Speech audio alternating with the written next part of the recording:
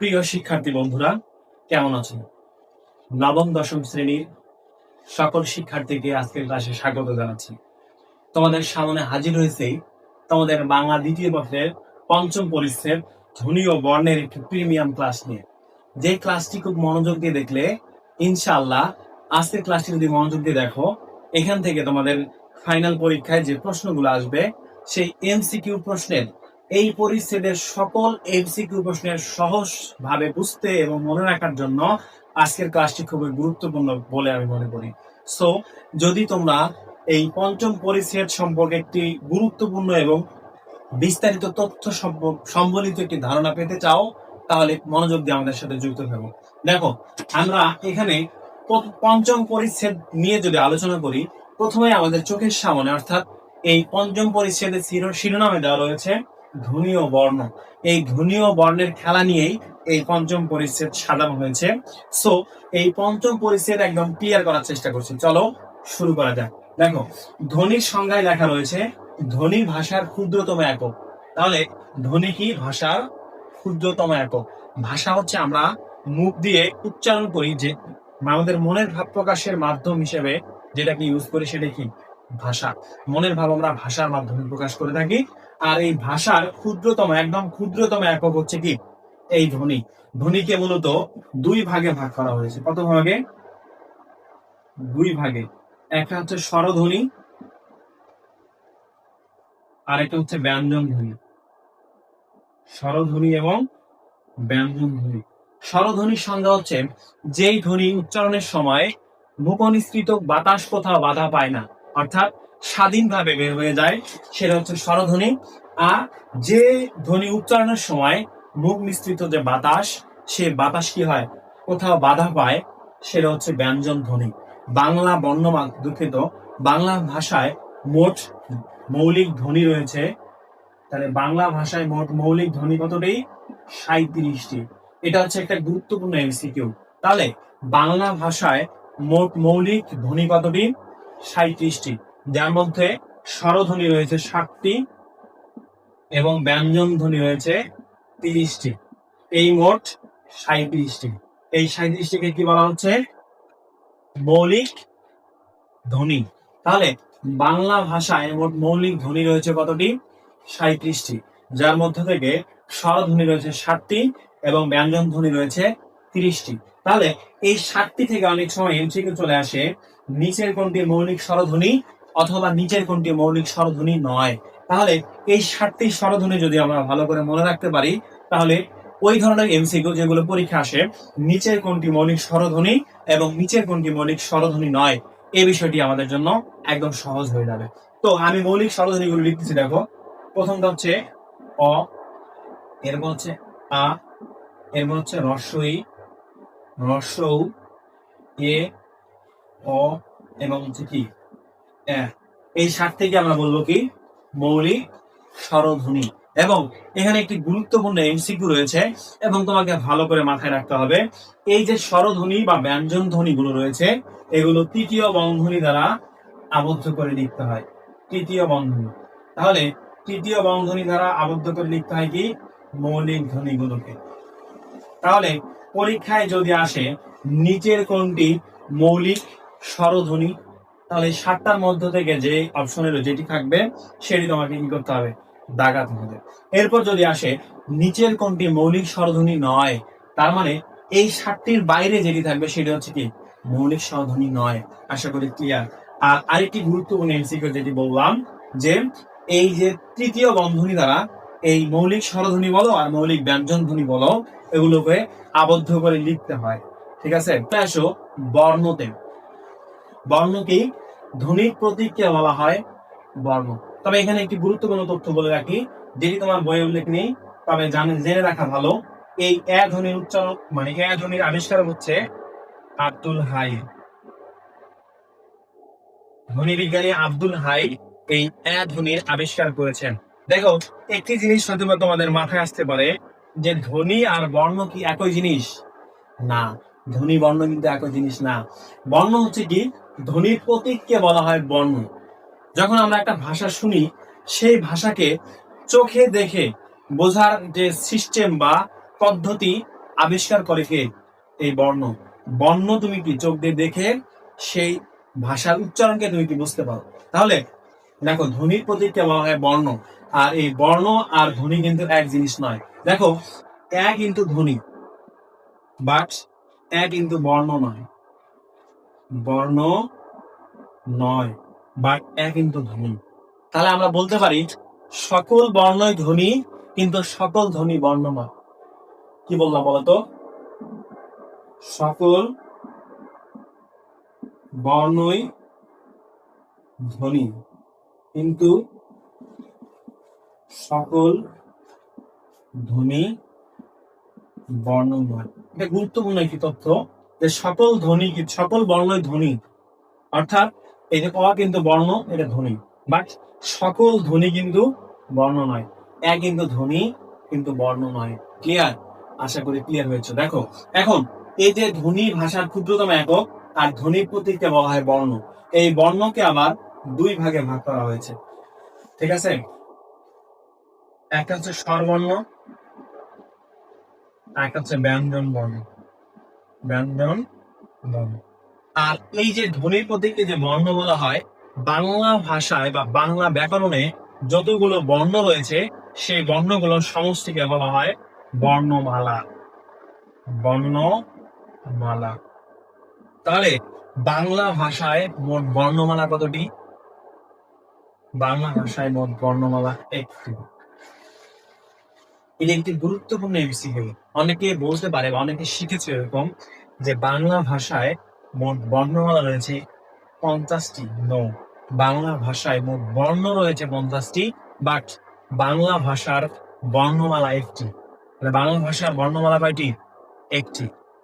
আর বাংলা ভাষায় বর্ণ রয়েছে 50টি। তাহলে এই 50টির মধ্যে 11টি হচ্ছে স্বরবর্ণ এবং 39টি হচ্ছে কি ব্যঞ্জন বর্ণ, মোট 50টি। তাহলে বাংলা ভাষায় মোট বর্ণের সংখ্যা কত? 50। মোট বর্ণের সংখ্যা 50, কিন্তু বাংলা ভাষার বর্ণমালা একটি। বিষয়টি ক্লিয়ার? আচ্ছা, এখন চলে আসো কিছু গুরুত্বপূর্ণ তথ্য দেই তোমাকে, যেগুলো মূলত অনেকে প্লে নার্সারি বা 1-2 যারা কিন্ডারগার্টেন স্কুল বা বিভিন্ন প্রাইমারি স্কুলে পড়েছো তারা ভালো করে জানো, বা অনেকে মুখস্থ করেছো কিন্তু এখন গিয়ে মনে নেই।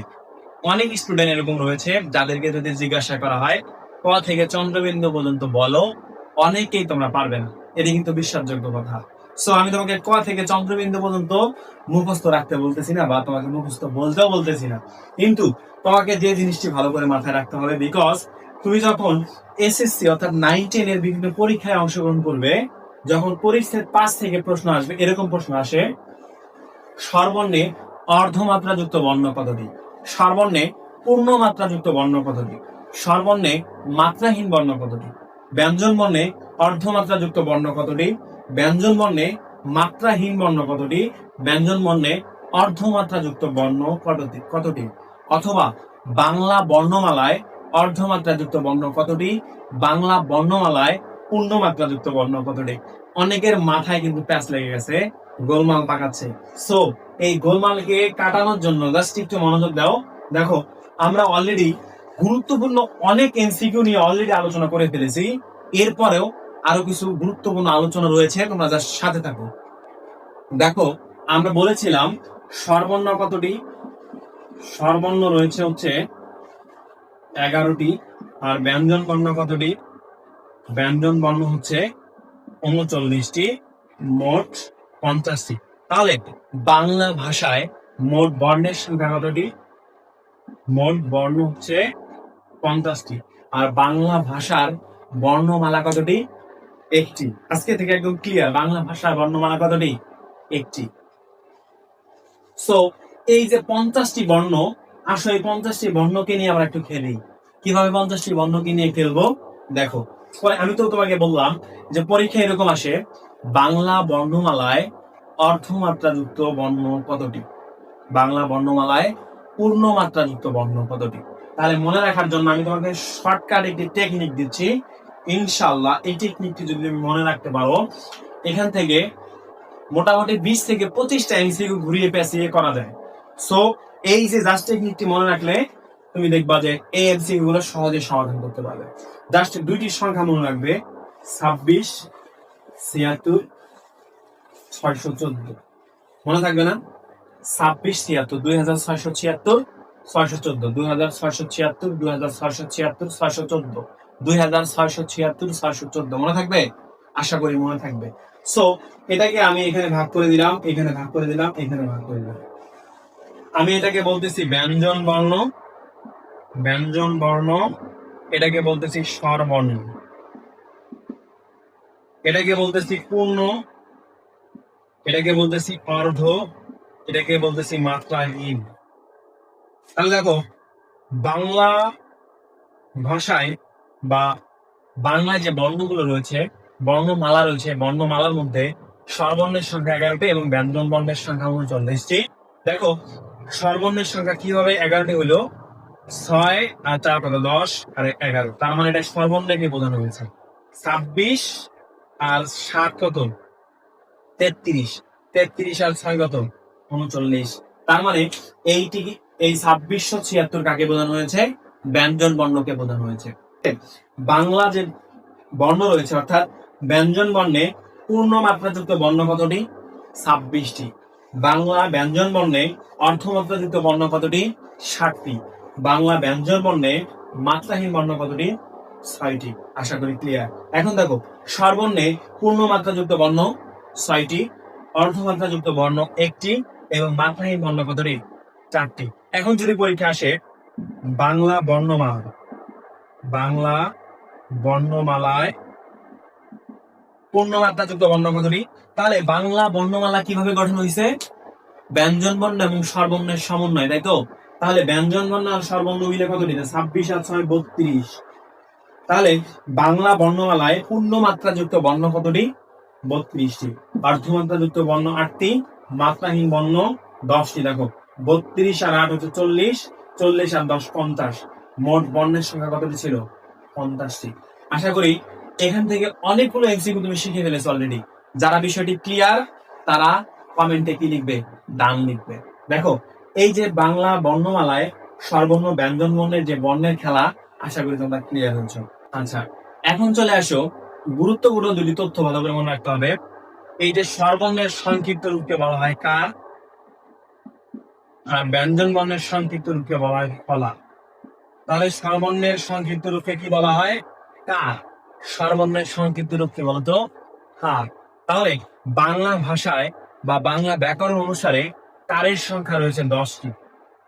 শুধু স্বরে ও বাদ দিয়ে সবগুলোর কি সংক্ষিপ্ত রূপ রয়েছে, যেটাকে লীন বর্ণ বলা হয়, লীন বা নীলিন বর্ণ, নীলিন বর্ণ বলা হয়। একটি অতিরিক্ত তথ্য যদি তোমাদের বই নেই, তারপরে তোমাদের জেনে রাখা ভালো।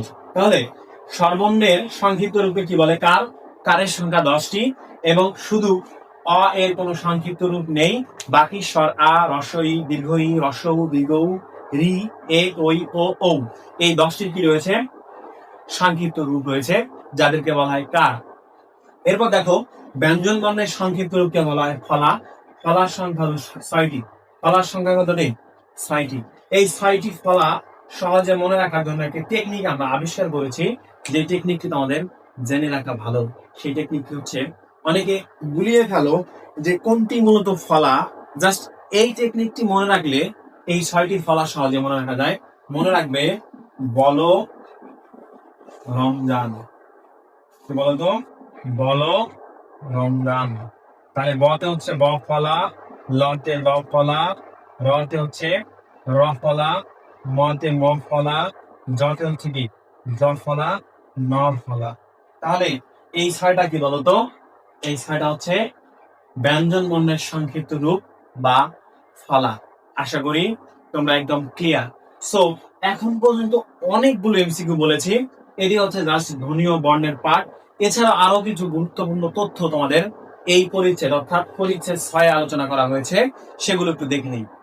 আচ্ছা, তাহলে ব্যঞ্জন বর্ণের যে সংক্ষিপ্ত রূপ রয়েছে সেগুলোকে আমরা কি বললাম? ফলা। এই ফলাকে সংক্ষেপে বলা হয় অনুবর্ণ এবং স্বরবর্ণের যে সংক্ষিপ্ত রূপ রয়েছিল কি? কার। এগুলোকে বলা হয় কার বর্ণ। এছাড়াও আরো কিছু গুরুত্বপূর্ণ তথ্য তোমাদের বই আলোচনা রয়েছে, যেগুলো হচ্ছে কি যুক্ত বর্ণ। যুক্ত বর্ণকে তোমাদের বইয়ে দুই ভাগে ভাগ করা হয়েছে, একটা হচ্ছে স্বচ্ছ যুক্ত ব্যঞ্জন বা যুক্ত বর্ণ, আর একটা হচ্ছে অস্বচ্ছ যুক্ত ব্যঞ্জন বা যুক্ত বর্ণ। স্বচ্ছ এবং অস্বচ্ছ তোমরা কিভাবে বুঝবে? স্বচ্ছ হচ্ছে, আমি খাঁটি বাংলা ভাষায় বলে দিচ্ছি, যেগুলোকে দেখে তোমরা সহজে আইডেন্টিফাই করতে পারো যে এই যুক্ত ব্যঞ্জনের মধ্যে কি কি রয়েছে, বা এই যুক্ত বর্ণের মধ্যে কোন কোন যুক্ত ব্যঞ্জন বা কোন কোন ব্যঞ্জন যুক্ত হয়ে যুক্ত ব্যঞ্জন বা যুক্ত বর্ণটা গঠন করেছে।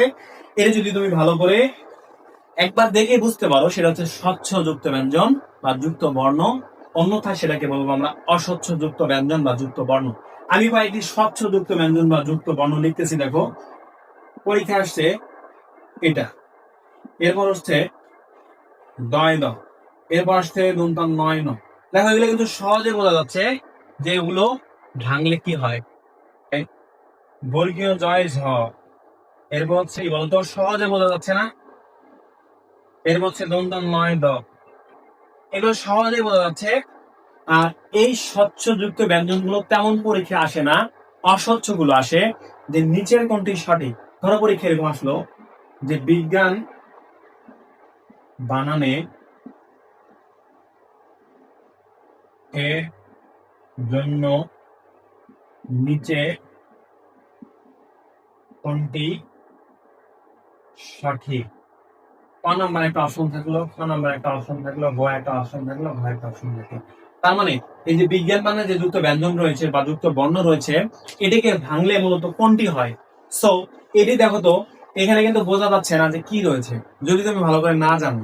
সো যেটি মূলত চোখের দেখায়, এক পলকে দেখে তুমি বুঝতে না পারবে যে এর মধ্যে কোন কোন যুক্ত ব্যঞ্জন বা যুক্ত বর্ণ যুক্ত রয়েছে, তাহলে সেটাকে বলবো আমরা অস্বচ্ছ। আর যেটিকে দেখে সহজে বোঝা যায় সেটা হচ্ছে কি স্বচ্ছ। তাহলে আমরা স্বচ্ছ নিয়ে কথা বলতে চাচ্ছি না, বিকজ স্বচ্ছ তোমরা দেখলেই বুঝতে পারবে। আমরা কথা বলবো অস্বচ্ছ নিয়ে, এবং অস্বচ্ছ যুক্ত ব্যঞ্জনের কিছু গুরুত্বপূর্ণ যুক্ত ব্যঞ্জন নিয়ে কথা বলবো, যেগুলো পরীক্ষায় আসার মতো। আচ্ছা প্রিয় শিক্ষার্থীরা, দেখো এখানে কিছু গুরুত্বপূর্ণ অস্বচ্ছ যুক্ত বর্ণ বা যুক্ত ব্যঞ্জন দেখেছি, যেগুলো তোমাদের পরীক্ষার জন্য খুবই গুরুত্বপূর্ণ। সো এগুলো ভালো করে মাথায় রাখতে হবে। দেখো এখানে দেখো, এটি মূলত বিজ্ঞান বানানে ইউজ করা হয়, বিজ্ঞান, জ্ঞান। তাহলে এদিকে ভাঙলে কি কি পাওয়া যায়?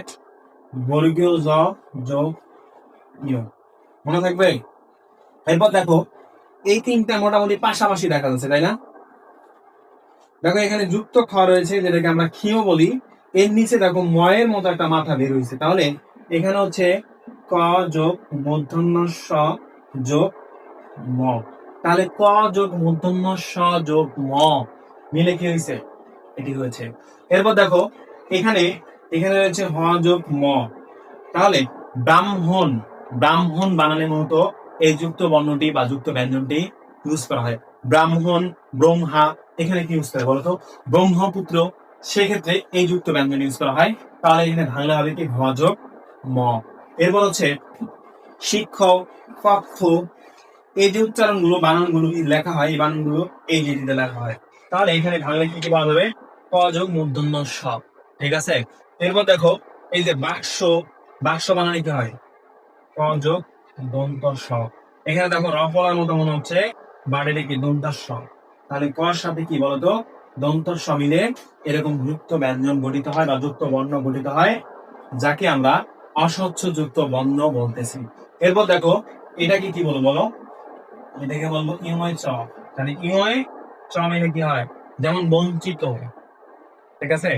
এরপর হচ্ছে দেখো বলো গোপালগঞ্জ, পীরগঞ্জ, এরকম যে বানান গুলো রয়েছে, এই বানানে কি হয়? তাহলে বর্গীয় জ, সরি ইয় যোগ বর্গীয় জ, এটা এরকম বানান, ঠিক আছে। এটাকে ভাঙলে কি পাওয়া যায়? ইয় যোগ বর্গীয় জ। দেখো পরীক্ষা আসবে কৃষ্ণ বানানে যে যুক্ত বর্ণ বা যুক্ত ব্যঞ্জনটি রয়েছে, এটাকে ভাঙলে কি কি পাওয়া যায়? অনেকে কি করে দিয়ে আসবে, দেখো এখানে মনে হচ্ছে মূর্ধন্য ষর সাথে ইও রয়েছে, না, একদম মিসকনসেপ্ট। এটাকে ভাঙলে পাওয়া যাবে মূর্ধন্য স যোগ মূর্ধন্য, ঠিক আছে। তাহলে মূর্ধন্য স যোগ মূর্ধন্য, মনে থাকবে। এরপর দেখো এই যে হ এর সাথে দন্তান্ন, হ এর সাথে দন্তান্ন না মূর্ধন্য, এই দুটি বানান বা এই দুটি যুক্ত ব্যঞ্জন অনেক জটিল। দেখো এখানে মনে হচ্ছে দন্তান্ন এর মতো, তাই না? আর এখানে মনে হচ্ছে মূর্ধন্য এর মতো অল্প একটু মাথা বেরিয়েছে। তাই তো অনেকে লিখে দিয়ে আসবে যে এটা হয়ের সাথে দন্তন্য, এটা হয়ের সাথে মূর্ধন্য, কিন্তু না, মনে রাখবে যেটাকে দেখা যায় দন্তন্যর মতো সেটা মূর্ধন্য ন, যেটা মূর্ধন্যর মতো দেখা যায় সেটা দন্তন্য। তাহলে এটার মাথা কি বলতো, ছোট না, তাহলে এটা কি হয়ের সাথে দন্তন্য। আর এটার মাথা কি বড় না, তাহলে হয়ের সাথে কি মূর্ধন্য ন। আশা করি ক্লিয়ার। এরপর দেখো এটা কি হবে, দন্তন্যর সাথে ধ। বোঝা গেছে? তাহলে এই যে যুক্ত ব্যঞ্জন, যুক্ত বর্ণ বা যুক্ত ব্যঞ্জন গুলো রয়েছে, এগুলো এগুলোকে আমরা কি বলবো, অস্বচ্ছ যুক্ত ব্যঞ্জন বা যুক্ত বর্ণ। যে যুক্ত ব্যঞ্জন বা যুক্ত বর্ণগুলো চোখ দিয়ে দেখে একেবারে চেনা সহজ মনে হয় না, মানে একদম কঠিন মনে হয়, যে আমি বুঝতে পারতেছি না, এক নজরে দেখে বোঝা যাচ্ছে না যে এর মধ্যে কোন কোন ব্যঞ্জন বর্ণ যুক্ত রয়েছে, তাহলে সেটাকে কি বলবো বলতো, অস্বচ্ছ যুক্ত ব্যঞ্জন। আশা করি তোমাদের কনসেপ্ট ক্লিয়ার হয়েছে। সো এই যে ধ্বনীয় বর্ণ, অর্থাৎ তোমাদের বাংলা দ্বিতীয় বইয়ের পরিচ্ছেদ 5, এই পরিচ্ছেদ 5-এর এই আলোচনাগুলো যদি তুমি ভালো করে মনোযোগ দিয়ে দেখো, ইনশাআল্লাহ তোমাকে আর বই পড়তে হবে না। তো এরকম আরো চমৎকার কিছু ক্লাস পেতে এখনই আমাদের পেজকে ফলো করে দাও, এবং ইউটিউব চ্যানেল থেকে দেখে থাকলে সাবস্ক্রাইব করে দাও। তো সকলে ভালো থাকো, সুস্থ থাকো, দেখা হবে নতুন কোনো বিষয় নিয়ে। ধন্যবাদ সবাইকে। আসসালামু আলাইকুম।